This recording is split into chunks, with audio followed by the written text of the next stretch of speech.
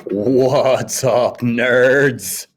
Today is Friday, November 20th, and this is In Case You Missed American History. First, I just want to have a private moment with you and say that if you missed American history, probably the most horrible thing was that you missed getting to see this live. Take it in. Take it in. Totally joking. Hey, in case you missed it, brought to you today by water. Make sure you drink some. So anyway, if you're watching this, that means you probably missed class today for some reason. If that's the case, I hope you're well, and I hope those around you are well. And I hope you have some plans to do something interesting but safe this weekend. Again, it's Friday. It's been a long week. It feels like it took 80 days to get here, but hey, man, we're here. And so let's get going through this so you can get on with your weekend. Once I get done going through this, remember, anytime you have planned for American history, you should spend that working on the assignment that's due at midnight tonight. If you don't have that done, I just want to throw in too, I'm not going to be doing my office hours today from 1 to 1:30. I've got something I've got to go out and help Mrs. Bakken with. So she needs me. And well, to be totally honest, not that many of you guys have been showing up to my office hours. So, all right. So goals for today. First of all, make sure you get that assignment done. That's really the only reminder I have today. If you have problems with that, you can still email me. I will still have my phone in my pocket when I go help her. So if you need me, I'm here to help. I did make a post in Classroom this morning, probably, 7:30, about the Oregon Trail Challenge. I put a link to an old game called the Oregon Trail. I'm going to assume a lot of you guys probably know what it is, unless some of you guys have played it. Here's a challenge. I am giving you between now and 3 o'clock on Tuesday to play the Oregon Trail and take a screenshot of your best score. You then share that screenshot with me via email, and we'll see if you can beat me. I'm going to play Tuesday afternoon one time, and I will put a screenshot of my score up, and anybody who beats me will get a prize. I only got beat by 1 out of 62 people first semester. I usually don't lose at all, but hey, man, sometimes even the great ones have to fall. So give it a try. You can play multiple times if you want to and take a screenshot every time, take your best score and submit it. I like a little healthy competition, even though I don't think you guys are going to be much competition. I figure it's going to be a beatdown. All right. Anyway, the main things we're going to talk about today, we're going to go through 2 slides. We're going to talk about the myth of the Old West versus the reality of the Old West. And we're just going to kind of do that quick because we're going to hit on that throughout the entire chapter. And then we're going to talk about the idea of manifest destiny. And then you've got work time to work on the assignment or play time if you want to play the Oregon Trail. Make sure your assignment's done before you play the Oregon Trail, though, you little punks. I swear, you guys are killing me. Okay. All right, so let's get going. So the part about the myth versus reality is we get a lot of information about the West from movies, from old Westerns, and they're not always very accurate. We were raised to believe that people like Clint Eastwood, who played the outlaw Josie Wales, and John Wayne, who played, man, that was pretty much his deal, as he played movie cowboys. And then the Lone Ranger, and this is Tonto. This is the example of what the West was like. It was cowboys, white cowboys, riding around, saving settlers, and from not just the native tribes, but also from bad cattle ranchers and people who wanted to take their land and all those kinds of things. And that's not really a good indication of what the West really was. And so there's this gap between what we know and what we think we know, what Bonanza told us, the TV show, versus what was the actuality. And so I'm going to go through a few of the myths, and I'm going to do them quick because, like I said, we're going to talk about the main ideas of what really happened later in the unit. So first thing I want to address is the idea of the great white cowboy. First of all, most cowboys weren't white, actually. They started off being called vaqueros because, and my Spanish is terrible, so I'm sorry if I didn't say that perfect. They started off that way because most of them were Latino. They were from Mexico.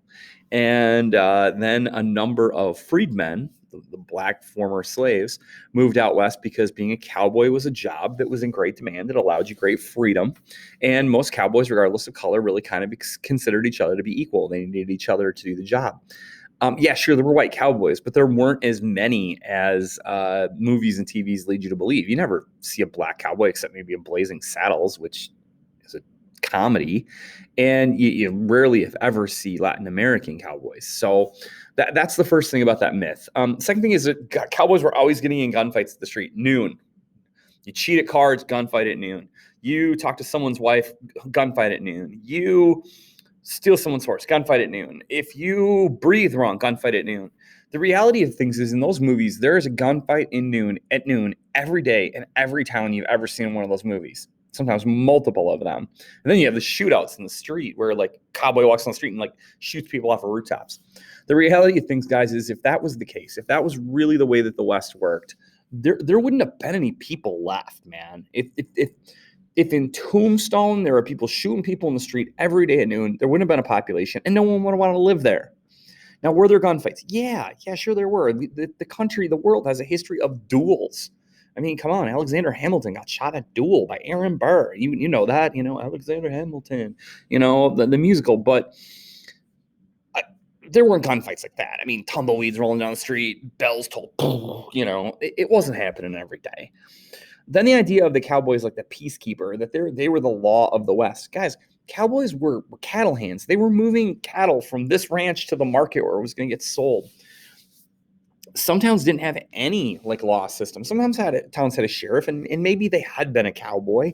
But this concept that everybody who puts on this one kind of hat is a cowboy and is not correct. And finally, the idea that they fought against Indians. Man, come on, man. They didn't fight against Indians. The army did that.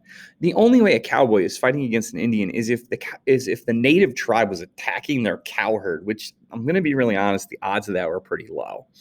We've also been built up to believe that these cowboys were just these like larger than life people, and the villains that they hunted were these like noble Robin Hood type people, like Billy the Kid. Billy the Kid shot people in the back, man. That was what he did. He wasn't very tall. He was like 5'6". He was little. He would get arrested, and his hands were so small. Handcuffs back then were pretty much one size fits all. And he would get handcuffed, and he would just slip his hands out, and then he would shoot the cop.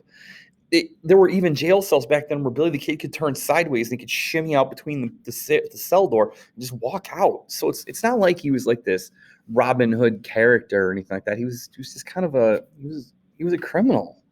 All right. The idea of the U.S. Army as the hero of the West is also kind of a joke. The Army did what they were told to do. A lot of times in fighting against the Native American tribes, their tactics were pretty uncivilized. One pretty highly used tactic the American Army used in the West, and I'm not knocking the Army, man. If you have family members to serve, that's freaking noble, dude. I'm not going to ever say anything bad about the people in our armed forces. But one of the methods that they used against the native tribes was they would wait till the warriors went out to hunt, and then they would come in and they would kidnap like the women and children. They would take them and they would hold them like hostage until the men surrendered. I don't know. That's kind of dirty if you ask me. I mean, is it effective? Sure. You're never going to hear me say that's not an effective way to get someone to give up. But to me, using people's kids and wives against them is I don't know. And then we talk about people like Custer, that we'll talk about later in the chapter.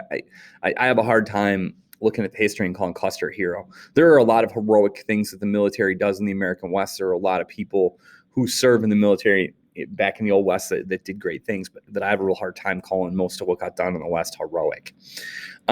Native tribes in the West, you get this generic, like there's someone wearing a headdress, they don't wear shirts, they wear pants, they ride a horse, they got a bow and arrow, they got a spear, they go, woo, and they have war cries, they wear war paint, they all live in teepees.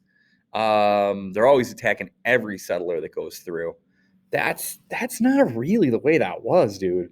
There are 550 tribes that live in the western part of the country now. It was a bigger number than that back then. And they had very unique cultures, and they didn't all live in teepees, and they didn't go, ooh, oh my God.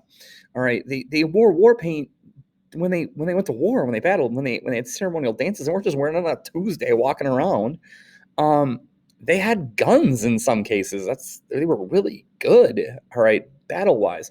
They weren't these disorganized savages that movies make them out to be, and they weren't always in the wrong. As a matter of fact, they were in the right a heck of a lot more than they were in the wrong, probably, okay? We'll talk about 3 different tribes to go through the unit so you guys get an idea of what we're looking at there. Women in the West. Women served a lot of roles in the West, and the biggest thing I want to say about women in the West probably is that their role was really important. Women were viewed very equally in the West because if you were with a settler family and you were going to become a farmer, that woman did just as much to establish the land and build the house and do the work as men did. So much so that a lot of Western states gave women the right to vote first. Now, yeah, in towns, in movies, a lot of the women you see are they're women of questionable moral, whatever moral standing. They're prostitutes. They were. You walk into the saloon, you swing the doors open, the doors swing open. We've got I don't know. There's gonna be a piano. There's gonna be a table with people playing cards. There's gonna be a bar. But then there's stairs that lead upstairs, and that's where the prostitutes are. Okay, and let's be honest, it's every Western movie we've ever seen. Yeah, a lot of women, especially a lot of young women who moved to the West, were prostitutes. It was legal. It was seen as an important business in the West. But a lot of those women weren't prostitutes for really long because they made a lot of money. And then they used that money and that power to take over, I guess, more, you guys would say, more reputable kinds of businesses. They opened the saloons. They opened the hotel. They decided to open a school in the town once kids started to show up. They did those kinds of things. And so women, yeah, maybe they were prostitutes, maybe they were farmers, maybe they did whatever. But women played a really important role in the settlement of the West. The role is undervalued by most history books, and definitely in the movies and TV.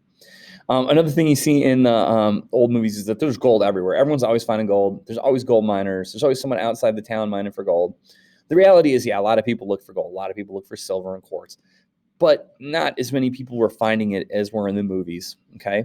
And then the idea that the cowboy is this hero of the West, or that the sheriff was the hero of the West, or that the outlaw was the hero of the West.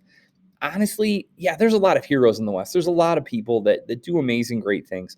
But probably the biggest heroes of the West are a guy named Levi Strauss and then a guy named Willis Carrier. Levi Strauss was like a clothing wholesaler who basically, along with a couple other people, gets the copyright for jeans. Why do I call him a hero of the West? He made the most money, man. Long-lasting impact. But then it's kind of half covered by the bottom. Willis Carrier in like the early 1900s invents the air conditioner. Without the air conditioner, no one would want to live in Arizona or New Mexico. It's hot as hell there. All right, I landed in Phoenix, Arizona's airport one time in the summer, and they went, it's 115 degrees. I was like, oh, God, no, you cook an egg like that. Humans don't go outside in that. And so Willis Carrier makes it possible for people to actually settle the land. And you can watch those movies. They're fun. I like that Magnificent Seven remake with Chris Pratt and stuff like that. I love a good old Western. Outlaw Josie Wales, highly recommend. I even like those old John Wayne movies. But understand that they are fantasy. I mean, you might as well watch Star Wars. Okay. All right. Now, maybe we'll call that it for the day.